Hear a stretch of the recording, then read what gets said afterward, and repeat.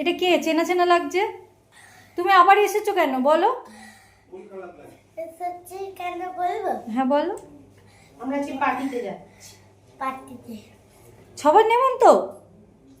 হ্যাঁ, ওই যে বুবুন আজকে রেডি হয়েছে। বুবুন আজকে মনে হয় আমার ক্যামেরার সামনে প্রথম এলো।